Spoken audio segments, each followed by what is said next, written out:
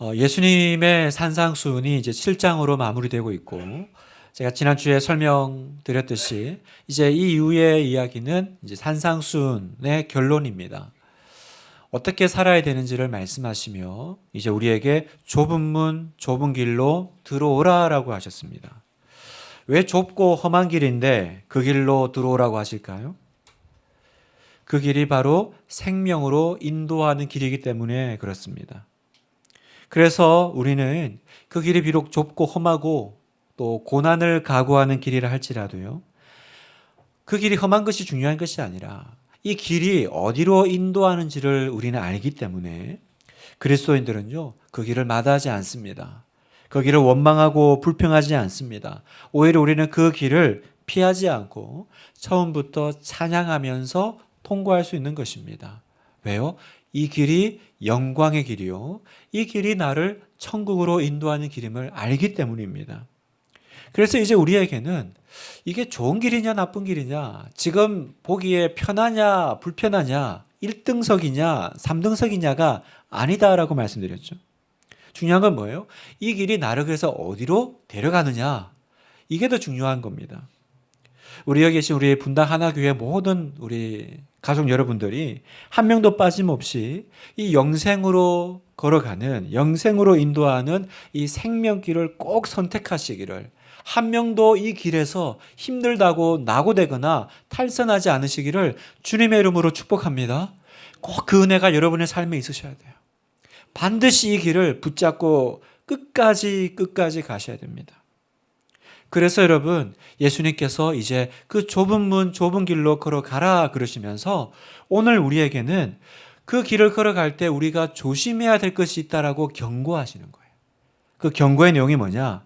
네가 그 길을 갈 때 그 길 왜 가려고 하냐? 그 길 좋은 길 아니야. 그 길을 막아서는 사람들이 있을 거라는 거예요. 그 길을 못 가게 방해하는 사람들이 있을 거라는 겁니다. 그 사람들이 누구냐면 바로 거짓 선지자들입니다.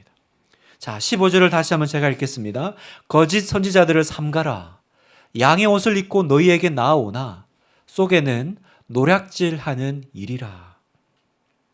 여러분, 왜 예수님께서 경고하실까요? 이 거짓 선지자들은요, 비슷하게 다가와서 하나님 말씀을 빙자해서 와서는요, 결국은 목적은 하나입니다. 노략질하는 일이라. 내 생명과 내 영혼을 빼앗아가는 것, 나를, 하나님의 백성이 그 좁은 길에서 탈선하게 하는 것, 파멸로 이끄는 것이 목적이라는 거예요. 그래서 여러분, 우리가 아무리 애쓰고 노력하고 여기까지 왔어도요, 잘 쌓아와도요, 이 사람들 만나면 이 사람들 때문에 여러분, 우리의 신앙이 하루아침에 무너집니다. 하루아침에 무너져요. 여러분, 우리 인생 살다가 사람 잘못 만나면요, 인생 하루아침에 거들나는 거 많이 경험하잖아요. 사기꾼 하나 잘못 만나면요, 평생에 쌓아왔던 거 한순간에 그냥 사라집니다. 내 평생의 퇴직금 한순간에 눈앞에서 사라집니다. 여러분, 인생 어려워지는 거 한순간입니다. 그런데 여러분, 예수님께서 뭐라고 말씀하세요? 이 거짓 선지자 만나는 건요, 그것과는 비교할 것이 아니라는 거예요. 그건 내가 좀 돈 잃고 시간 좀 내가, 그리고 이 땅에서의 문제지만 거짓 선지자를 만나서 여기에 내가 끌려가면요, 이거는 나의 영혼의 문제예요. 또 영원의 문제라는 거예요. 영원. 이 땅에서의 문제가 아니라 영원히 끝나지 않는 그 시간 가운데 고통받게 된다는 겁니다. 여러분, 이건 한 개인의 문제가 아니고요, 한 사람이 잘못 그 길로 빠지면요, 그 가족이 어려워지고요, 그 교회가 어려워지고요, 그 민족이 파괴됩니다. 여러분, 이 사람들의 말에 귀를 기울이면요, 좁은 길 못 갑니다. 천국 못 들어갑니다, 여러분. 그래서 우리가 신앙생활하면서 이 거짓 가르침을 주는 이 선지자들, 교사들, 목회자들, 목사들, 자칭 사도들, 여러분, 아무리 경계하는 것 강조해도 지나치지 않아요. 요한일서 4장 1절에 보니까 사랑하는 자들아, 영을 다 믿지 말고 오직 영들이 하나님께 속하였나 분별하라. 많은 거짓 선지자가 세상에 나왔음이라. 이렇게 말씀하세요. 많은 거짓 선지자가 이미 세상에 우리 주변에 있으니까 말한다고 다 믿지 말고 영적인 거라고 다 그냥 따라가지 말고 분별하라는 거예요. 분별. 누가 지금 나를 속이려고 하는지, 누가 나를 지금 영적인 파멸로 이끌어 가려고 하는지 항상 여러분 영적인 이 경계심을 가지고 살펴야 된다는 겁니다. 그러면 어떻게 하면 우리는 이 사람들을 분별할 수 있을까요? 이 거짓 선지자들, 교사들, 이 목회자들은 어떤 특징들이 있을까요? 여러분, 거짓 선지자들의 특징은요, 오늘 예수님께서 우리에게 설명해 주셨는데요. 첫 번째, 하나님의 말씀과 자기 말을 교묘하게 섞어요. 거짓 선지자들이 성경에 자주 등장하는데 그 대표적인 본문이 예레미야서입니다. 예레미야서를 보면 당시 이 거짓 선지자들이 있는데 이 사람들은 전혀 하나님의 말씀을 전하지 않습니다. 백성들이 지금 죄를 짓고 도덕적인 잘못을 하고 있는데도 전혀 책망하지 않아요. 오히려 하나님의 사랑과 평안만을 전하죠. 아, 하나님이 사랑이신데 심판하는 일이 있겠냐? 도와주실 거다. 앞으로 모든 것이 다 잘 될 거야. 이렇게만 가르칩니다. 사람들이 듣기 좋은 얘기만 하는 거예요. 예레미야 8장 11절을 제가 읽겠습니다. 그들이 딸 내 백성의 상처를 가볍게 여기면서 말하기를 평강하다 평강하다 하나 평강이 없도다. 평강하다 평강하다 괜찮아 괜찮아 아무 일 없을 거야. 근데 사실은 그런 상황이 아니라는 거예요. 이 사람들의 잘못된 가르침은요, 백성들을 속여요. 그리고 계속해서 자신의 잘못과 죄 가운데 빠져있게 합니다. 여러분, 이게 하나님의 말씀이 아니었습니다. 하나님이 그들에게 전하라고 주신 말씀이 아니었어요. 그냥 자기 마음에서 사람들이 듣기 좋은 말을 생각해서 만든 말이었던 거예요. 그래서 하나님께서 한탄하십니다. 그 사람들을 한탄하시고 그 사람들의 말을 믿는, 듣는 이스라엘 백성들을 한탄하십니다. 예레미야 23장 16절 같이 한번 볼까요? 시작. 만군의 여호와께서 이와 같이 말씀하시되 너희에게 예언하는 선지자들의 말을 듣지 말라. 그들은 너희에게 헛된 것을 가르치나니 그들이 말한 묵시는 자기 마음으로 말미암은 것이요 여호와의 입에서 나온 것이 아니니라. 여러분 보세요. 그들의 말을 듣지 말라. 그들은 너희에게 헛된 것을 가르친다. 그들이 말하는 거는 자기 마음에서 나온 거예요. 그러니까 자기가 만든 말이라는 거죠. 하나님이 주신 말씀이 아니라는 겁니다. 그래서 예레미야 선지자는 하나님께 받은 말씀을 전합니다. 회개해야 된다. 돌이켜야 된다. 그래야 산다. 그런데 이미 이스라엘 백성들은 평안하다, 괜찮다 그 말 들었으니까 막 나보고 좀 듣기 힘든 말 하는 것 안 듣고 싶은 거죠. 오히려 그 말하는 그 예레미야 선지자를 공격합니다. 죽이려고 해요. 그리고 결국 어떻게 됐습니까? 이스라엘 백성들은 끝내 바벨론에 침략을 당하고 나라는 폐허가 되고요. 백성들은 바벨론의 포로로 끌려가는 수치와 수모를 당하게 됩니다. 여러분, 비단 이게 그 예레미야에 또 성경에만 있는 얘기가 아닙니다. 여러분, 요즘 우리 기독교 안에도요, 하나님의 말씀과 그리고 세상 철학, 종교를요, 이렇게 혼합해가지고 변질시키는 사람들이 굉장히 많아요. 미국에 롭 벨이라는 목사님이 있습니다. 이분이 굉장히 큰 교회를 이렇게 인도하는 목사님인데 이분이 책을 썼는데 사랑이 이긴다라는 책이에요. 그런데 이 책이 뭐가 문제냐면 사랑이 이긴다. 제목은 좋잖아요. 근데 내용은 하나님은 사랑이시기 때문에 아니 단지 예수 그리스도를 믿지 않는다고 해서 사람들을 지옥 보내시겠냐? 그럴 리 없다라는 거예요. 하나님이 사랑이시니까 지옥 보내서 고통받게 하지 않으신다라는 거예요. 거짓 가르침이죠. 성경에서 말하는 게 아니죠. 그런데 사람들은 환호했어요. 이 책이 출간되자마자 뉴욕 베스트셀러 2위로 바로 올라갔습니다. 여러분, 거짓 목사입니다. 거짓 가르침입니다. 성경은 그렇게 얘기하지 않습니다. 여러분, 이런 사람들은요, 우리 주변에 많습니다. 어떻게 하냐면 하나님의 말씀과 자기 생각과 자기 어떤 논리를 교묘하게 섞어요. 대충 보니까 세 가지 유형이 있더라고요. 첫 번째, 하나님 말씀하고 세상 정신을 교묘하게 섞어요. 그래서 인권, 민주주의 이런 거 있잖아요. 세상적으로 합리적이고 있어 보이는 거, 말 되는 거, 그런 걸로 이렇게 말씀을 설교를 섞어서 포장합니다. 두 번째, 말씀과 기복신앙을 섞어요. 예수 믿으면 잘 산다, 예수 믿으면 병 낫는다, 만사가 형통해진다라는 것과 섞어서 내보냅니다. 세 번째, 말씀과 적극적인 사고방식을 섞습니다. 믿으면 다 된다, 하면 된다, 긍정이 힘이다. 그래서 이 적극적인 사고방식과 하나님의 말씀을 섞어서 이렇게 내놓고 가르쳐요. 그러면요, 우리가 이런 걸 듣다 보면 도대체 이게 어디까지가 하나님 말씀이고 어디까지가 자기 말인지 헷갈려요. 진짜 헷갈립니다. 이게 믿음인 건지 적극적인 사고방식인 건지, 이게 하나님의 마음인 건지 아니면 세상 정신인 건지 구분하기가 매우 어려워지는 거예요. 방법은 뭘까요? 여러분, 그 위조 지폐를 감별하는 방법은 위조 지폐를 더 연구해 가지고 뭐가 위조 지폐인가 그걸 알아채려는 게 아니라 오히려 진폐를 더 연구하고 살피는 거라 그러더라고요. 진폐가 뭔지를 잘 보면 위조 지폐가 딱 들어오면 바로 느낌이 온대요. 바로 알아차린다는 거죠. 여러분, 우리가 어떻게 하면 이 거짓 가르침, 이렇게 교묘하게 섞여 있는 것들을 우리가 분간해내고 분별해낼 수 있을까? 방법은 내가 더 하나님의 말씀에 매진하는 거예요. 하나님 말씀을 읽고 내가 그 말씀에 집중하는 겁니다. 그러면 그 잘못된 가르침이 들어올 때 아하 하고 알게 되고 깨닫게 된다는 거예요. 두 번째, 어떤 특징이 있냐? 믿음에서 떠나게 합니다. 믿음에서 떠나게 해요. 여러분, 거짓 선지자들은요, 어떤 경우에는 굉장히 예의 바르고 또 인간미도 넘치고 인정도 많아 보여요. 성경에 대해서도 굉장히 해박합니다. 그래서 설교도 잘해요. 겉모양은 굉장히 그럴듯할 수 있는 거죠. 그런데 예수님 말씀처럼 양의 옷을 입고 우리에게 다가옵니다. 그러니까 겉으로 보면 잘 모르겠어요. 그냥 뭐 인간미 넘치는 아주 말 잘 통하는 합리적인 목사님 같아요. 교사 같아요. 그런데 그 속에는 뭐가 있다고요? 노략질하는 일이라. 일이는 목적이 뭡니까? 결국은 양 잡아먹는 거잖아요. 양 죽이는 거잖아요.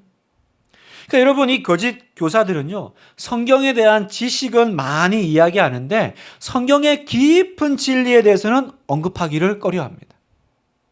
이 사람의 설교에는요, 심리도 있고 사회학도 있고 철학도 있어요.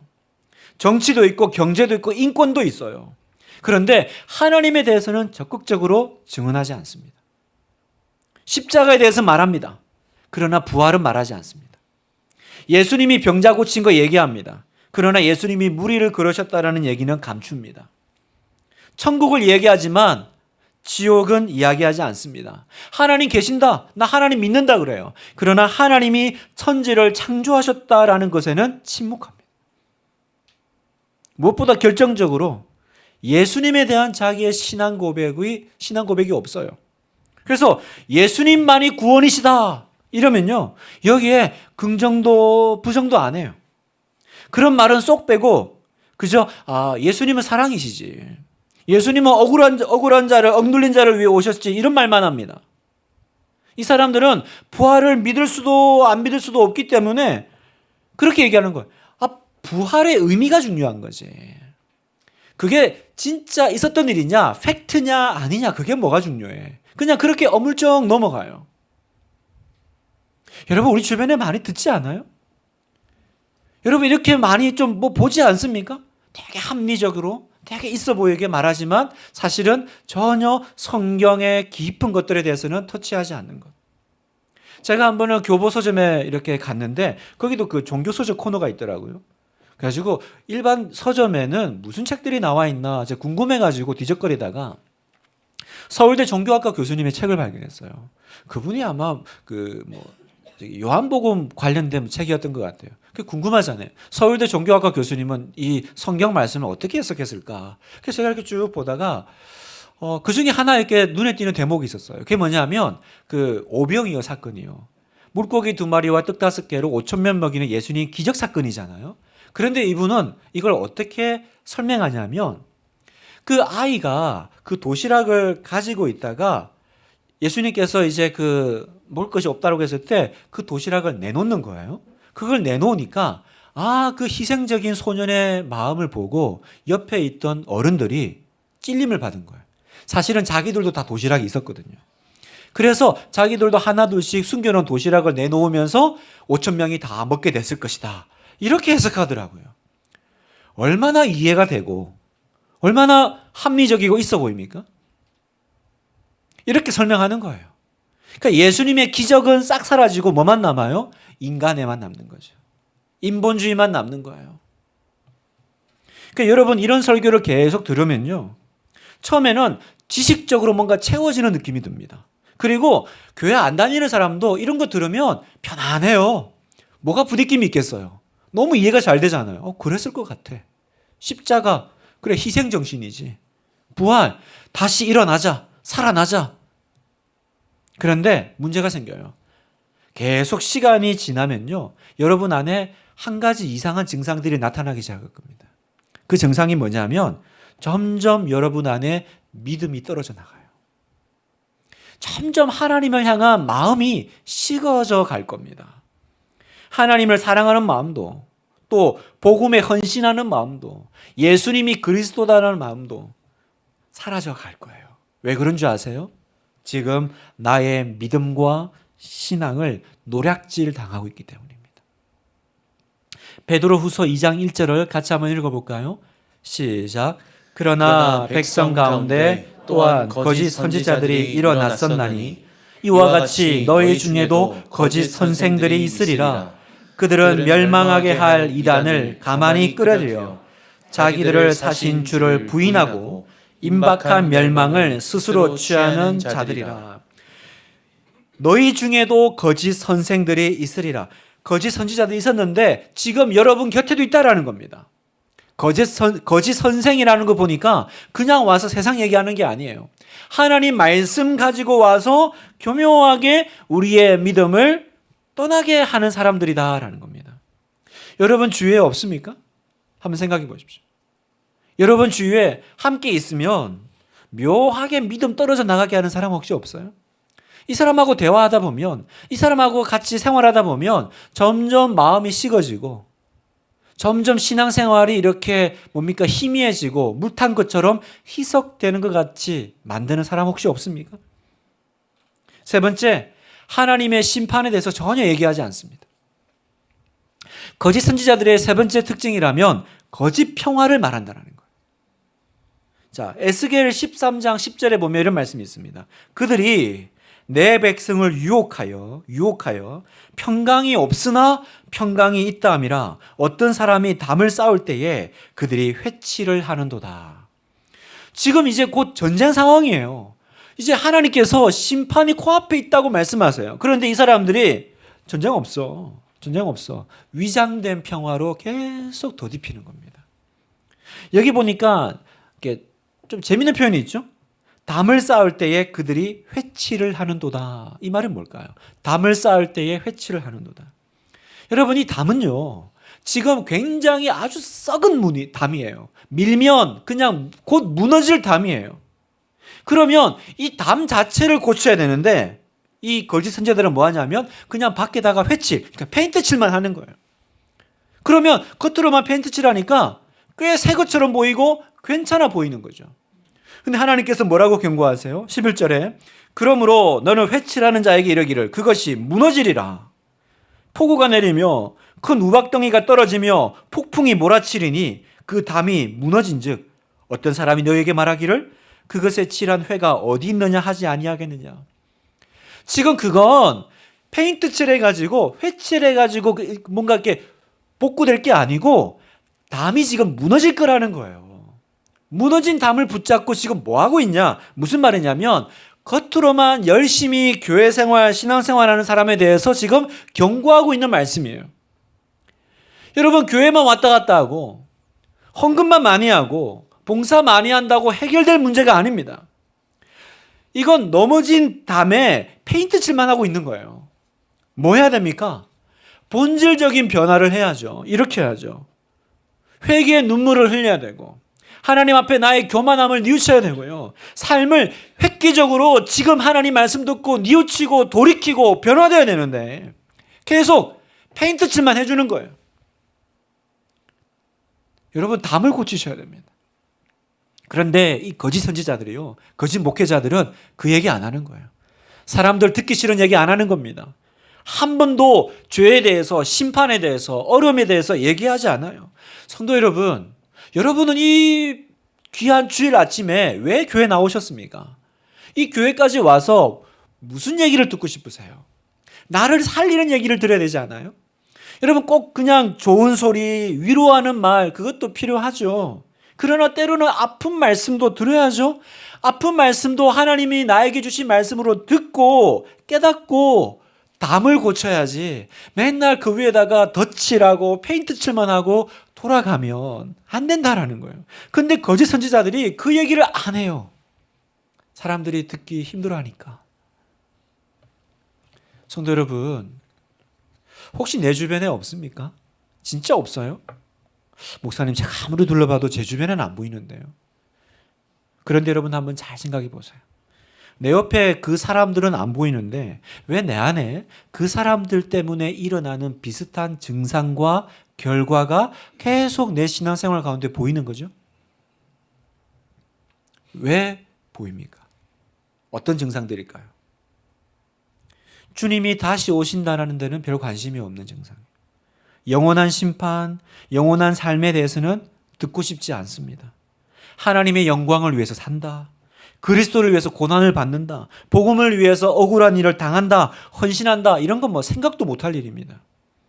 그래서 제일 이해 안 가는 사람들이 선교사들이에요. 선교사가 누굽니까? 복음 들고 생명 걸고 자기 살고 있는 이 땅 떠나는 사람들이잖아요. 이해가 안 가. 뭘 굳이 저렇게 유별나게 해야 되나. 참 유난 떠는 사람들이야, 그지? 이런 생각이 먼저 듭니다. 여러분, 선교사까지 갈 것도 없어요. 요즘 우리 교회 너무 예배, 기도, 말씀 막 부산스럽고 막 너무 부담스럽지 않아? 그냥 적당히 예수 믿고 나쁜 짓 안 하고 착하게 살면 되는 거 아니야?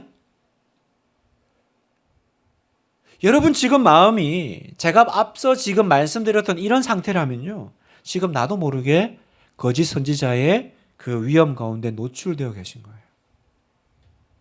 사탄은 어떤 경로를 통해서든요. 여러분의 믿음이 점점 식어지게 할 겁니다. 그리고 좁은 길 못 가게 막을 거예요. 그 어려운 길 왜 가려고 그러냐. 그 힘든 걸 뭐 하려고 그래. 그 길을 막을 거라는 거예요. 그래서 여러분, 요즘 내가 뭐 보고 있습니까? 뭐 듣고 계십니까? 뭐 읽고 계십니까? 그거 점검하시길 바라요. 여러분은 요즘 누구와 가장 많은 대화를 나누고 계세요? 여러분은 어떤 말씀 듣고 계세요? 어떤 목사님 설교 듣고 계십니까? 어떤 강의와 강연을 듣고 계십니까? 뭘 듣느냐보다 더 중요한 건 뭐냐면 그래서 그것 때문에 지금 여러분의 영적인 상태가 어떻게 되었어요? 그게 바로 거짓 선지자라는 겁니다. 점검하고 또 점검하셔야 돼요. 아무거나 들으시고 아무거나 보고 아무거나 읽으면 안 됩니다. 목사님 뭐 좀 이상한 부분도 있긴 하지만 나머지는 괜찮아요. 제가 가려서 들을게요. 여러분, 독약은요 1g도 독약이에요. 100%야만 독약이 아니고요. 독약은요, 독극물은요 한 방울도 독약인 거예요. 조금 뭐 듣다 보면 이상한 거 있는데 나머지는 다 은혜로 와요, 목사님. 여러분, 여러분의 귀한 영혼을 가지고 모험하지 마세요. 그게 뭔 줄 알고 들어요. 그게 뭔 줄 알고 읽어요. 오직 안전한 것만 취하시기를 축복합니다. 그러면 우리는 어떻게 하면 이 거짓 가르침과 이 거짓 교사들을 구별해낼 수 있을까요? 알아차릴 수 있을까? 첫 번째요. 좋은 나무는 열매로 알게 될 거다라고 예수님 말씀하십니다. 예수님이 오늘 본문에서 거짓 선지자를 구별하는 방법을 알려주셨어요. 자, 16절 같이 한번 읽겠습니다. 시작. 그들의 열매로 그들을 알지니 가시나무에서 포도를 또는 엉겅퀴에서 무화과를 따겠느냐. 이와 같이 좋은 나무마다 아름다운 열매를 맺고 못된 나무가 나쁜 열매를 맺나니. 자, 보세요. 이 사람들이 참인지 거짓인지는 어떻게 알아요? 그들의 열매로 그들을 알 것이다. 말도 잘하고 행동도 그럴듯하게 할 수 있습니다. 문제는 열매입니다. 예수님은 이 부분에 대해서 20절에 넘어가면 다시 한 번 더 결론 내리십니다. 20절, 이러므로 그들의 열매로 그들을 알리라. 다시 한 번 말씀하세요. 말이 아니라 열매입니다, 여러분. 말이 아니라 열매예요. 그러면 열매로 그 나무를 안다라는 말은 뭘까요? 무슨 뜻입니까? 여기서 열매는 단지 어떤 결과, 행위가 아니라 그냥 그 사람이 가르치고 그 사람이 살아내는 모든 삶의 방식과 양식을 다 통틀어서 말하는 거예요. 보세요. 못된 나무가 아름다운 열매를 맺을 수 없느니라. 다 이해되시죠, 여러분? 못된 나무가 아름다운 열매를 맺을 수 없느니라. 나쁜 나무는 아무리 자기가 속이려고 해도 결국은 자기 속에 있는 본질을 드러낼 거라는 거죠. 아무리 밖으로는 그럴듯하게 꾸며도요, 결국 자기의 성품과 자기의 인품과 자기의 삶을 통해서 자기가 어떤 사람인지 드러나게 되어 있다는 겁니다. 2015년에 화제가 된 한인 학생의 뉴스가 있었습니다. 이 애는요, 미국 SAT를 만점 받고 하버드와 스탠퍼드를 그 대학교를 동시에 입학했다라는 거예요. 얼마나 부러운지. 우리 아이도 이번에 수능 치는데 얼마나 부러운지 모르겠어요. 그래서 이 아이가 얼마나 탁월한지 그 두 대학이요, 하버드와 스탠퍼드가 이 아이를 놓치고 싶지 않아서 2년씩 다닌 다음에 원하는 학교에서 졸업할 수 있도록 하겠다는 파격적인 제안을 했다는 뉴스부터 페이스북 창업자인 마크 주크버그가 이미 학생인데 대학도 안 들어갔는데 이미 얘를 스카우트했다라는 뉴스까지 쏟아지면서 한국 신문에도 막 대수특별되고 그랬어요. 놀라운 거 뭔지 아세요? 나중에 이게 다 얘가 꾸민 자작극이었던 거예요. 나중에 딱 모든 게 거짓말로 드러났고 그 아버지가 대신 사과문을 올렸죠. 여러분, 언제까지 거짓을 품고 살 수가 없는 거예요. 결국은 거짓은 드러납니다. 여러분, 무슨 말이냐면 신앙생활도 마찬가지예요. 평소에 내가 그 안에 거룩하지 않은 거 품고 살고 세속적인 생각 많이 하는 사람은요, 아무리 애를 쓰고 점잖은 척 하려고 노력해도요, 어느 순간 그게 툭 튀어나와요. 숨길 수가 없습니다. 자신의 의지나 교양으로 잠깐 억제할 수는 있지만 어느 순간 반드시 꼭 터져 나오게 되어 있습니다. 성도 여러분, 사람은 잠시 속일 수 있어요. 그러나 오래 속일 수는 없어요. 반드시 다 드러납니다. 그래서 여러분, 우리가 이 열매로 나무를 알잖아요. 그래서 이 정체를 알기 위해서 한 가지 더 필요한 게 있는데, 두 번째, 시간을 들여서 지켜봐야 된다는 거예요. 왜요? 열매는 금방 안 맺어지거든요. 열매는 금방 안 드러나요. 오히려 거짓 선지자들은요, 외형적으로는요, 더 그 당시에는 믿음이 있어 보여요. 그게 이제 22절이에요. 보세요. 그날에 많은 사람이 나더러 이르되 주여 주여 우리가 주의 이름으로 선지자 노릇하며 주의 이름으로 귀신을 내어 쫓으며 주의 이름으로 많은 권능을 행하지 아니하였나이까 하리니. 거짓 선지자들도요, 예수님을 주님이라고 부르고 귀신도 내쫓고 병도 고치고 능력도 행하더라는 거죠. 그런데 주님이 뭐라고 말씀하세요? 예수님 뭐라고 말씀하세요? 23절, 그때 내가 그들에게 밝히 말하되 내가 너희를 도무지 알지 못하니 불법을 행하는 자들아 내게서 떠나가라. 무슨 말이에요? 외적으로 드러나는 것이 하나님의 종이라는 증거가 아니다라는 거예요. 여러분, 우리 주변에 이런 사람들이 얼마나 많습니까? 치유, 능력, 권능 이러면서 막 보여주면서 미혹하죠. 여러분, 왜 이단에 빠진 사람들이 그게 잘못된 줄 알면서도 못 나오는 줄 아세요? 분명히 이게 잘못됐는 줄 아는데 왜 못 나오냐? 여기서 병도 고치고 능력도 나타나는데 어떻게 하나님이 함께하지 않을 수 있겠느냐라는 거예요. 여러분, 오늘 예수님 말씀 뭐라고 말씀하세요? 하나님이 함께하지 않을 수 있다라는 거예요. 능력, 치유, 하늘에서 불이 내려오게 할지라도 속지 말라라는 거예요. 여러분, 다시 말씀드려요. 말이 아니고 능력이 아니고 그 사람의 삶을 보셔야 돼요. 삶을. 그래서 특별히 여러분에게 부탁하고 싶은 게 있어요. 여러분, 특별히 유 목사님을 조심하셔야 돼요. 유 목사님. 유튜브 목사님을 말합니다. 여러분, 이 유 목사님들이 왜 위험하냐면 아무리 말씀이 좋고 아무리 능력을 행해도요, 우리는 그 사람의 삶을 들여다볼 수가 없어요. 그 방송 끄지고 난 다음에 그 개인의 삶이 어떤 삶인지 알 수 없는 거예요. 그런데 여러분, 그냥 말만 듣고 내 영혼을 거기 맡겨도 됩니까, 여러분? 어쩜 그렇게 용감하세요? 은혜 받았다고 바로 믿지 말고요. 시간을 들여서 지켜보셔야 돼요. 거짓 선지자들의 정체를 알아채기까지는 분명히 시간이 걸려요. 그러니까 이 사람이 정말 하나님의 삶이라면 말이 아니라 열매가 드러날 거거든요. 지금 이제 또 우리 내년 또 제자 훈련 받는데, 훈련생 받는데 무슨 훈련을 이렇게 1년씩 해요. 요즘 그런 훈련이 어디 있습니까? 석 달만 해도 길다고 난리인데 1년만 합니까? 또 1년 끝나고 더 이렇게 하기 원하는 사람은 사역 훈련까지 하면 2년을 훈련 받아요.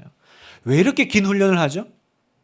여러분, 제자 훈련을 1년씩이라 하는 이유는요, 훈련 시간을 통해서 그 사람이 어떤 사람인지 다 드러나게 되는 거예요. 여러분, 오늘 우리는 그 주기도문의 마지막 다만 악에서 구하소서, 이 기도가 참 필요한 시대를 살고 있어요. 도무지 이 미혹과 이 잘못된 가르침 가운데 어떻게 우리 영혼을 지키겠어요? 이 기도하셔야 돼요. 하나님, 저에게 영적인 분별력을 주시고 하나님, 우리를 악에서 지켜주세요. 그러면 주님께서 여러분을 악한 사람들과 악한 가르침과 이단으로부터 지켜주실 줄 믿습니다. 기도하십시오. 주님, 다만 악에서 구원해 주세요. 말씀을 마무리하면서요, 사탄은요, 이 거짓 교사들, 목사들 가르침을 통해서 원하는 건 하나예요. 여러분의 믿음을 빼앗아가고 여러분을 이 신앙의 길에서 탈선시키고 좁은 길을 못 가게 막고 하나님의 나라에 대해서 마음 식어지게 하고, 여러분, 이 모든 것들이 거짓 선지자예요. 그러면 내가 지금 그런 사람들이 내 옆에 있는지 없는지 모르겠고 그런 정체를 내가 발견할 수는 없지만 결과적으로 지금 여러분의 마음 상태가 어때요? 여러분의 신앙 상태는 어떤 상태입니까? 혹시 지금 너무 위태로운 순간 아니에요? 여러분, 북한에도 북한 거기서도요, 지하교회에서 예배드리고 믿음 생활하는, 신앙 생활하는 사람들이 있다고 하더라고요. 그래서 그 북한 성도들을 비밀리에 돕는 그 선교사님이 계신데, 그 선교사님이 얘기해요.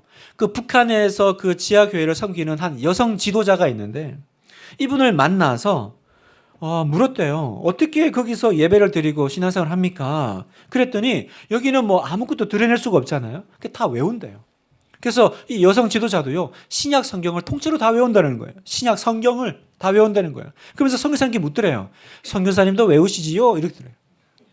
말을 못해요.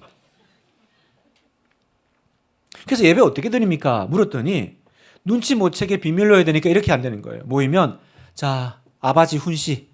그러면 김일성 얘기인가? 근데 그게 주기도문이라는 거예요. 아바지 훈시가 주기도문. 그리고 560.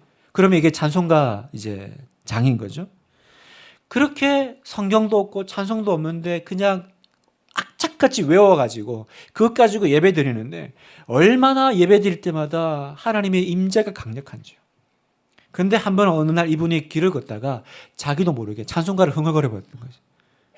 그래가지고 발각돼가지고 정치범 이제 수용소로 잡혀 들어간 거예요. 그런데 거기서 이제 가까스로 탈출해서 이제 남한으로 내려오게 됐습니다. 한국에서 얼마나 여기서 자유롭게 예배드리고 신앙생활 할 수 있게 됐어요.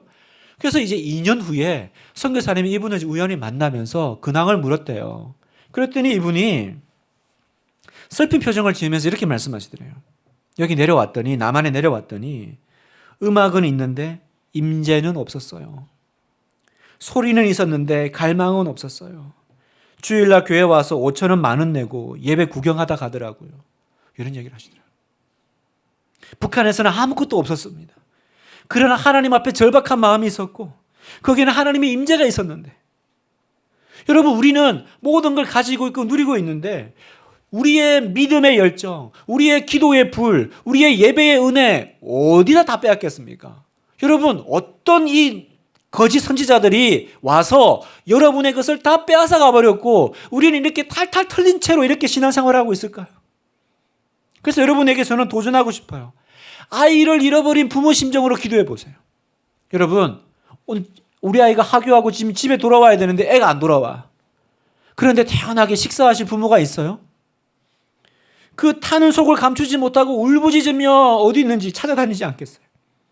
무슨 말을 드리고 싶냐면, 여러분 지금 은혜가 안 돌아오고 있는데, 여러분 기도의 불이 안 돌아오고 있는데 어쩜 이렇게 태연하게 살고 계시냐 말이에요. 내가 마지막으로 예배의 은혜의 그 눈물이 지금 잃어버린 지가 지금 몇 달째, 몇 년째인데 나는 그걸 지금 어디서 누구한테 뺏긴지도 모른 채 그냥 이렇게 예배를 드리고 있냔 말이에요. 여러분, 애를 잃어버리면 이렇게 사시겠어요? 그런데 성령님이 내 안에 계신지도 안 계신지도 모르겠고, 하나님의 임재가 있는지도 없는지도 모르겠고, 그냥 이렇게 어떻게 이렇게 살아가고 계시냐 말입니다. 오늘 이제 우리는 성찬식을 거행하려고 합니다. 다시 우리가 새롭게 되기를 원합니다. 주님의 살과 피를 받으며, 주여, 좋은 나무는 열매로 안 되는데, 제가 거짓 선지자 얘기할 게 아니네요. 제가 하나님 앞에 좋은 나무로 서고 있습니까? 내 빼앗긴 은혜, 이 빼앗긴 믿음, 다시 나를 되찾게 하여 주시옵소서. 오늘 이 성찬을 통해서 그렇게 되기를 원합니다.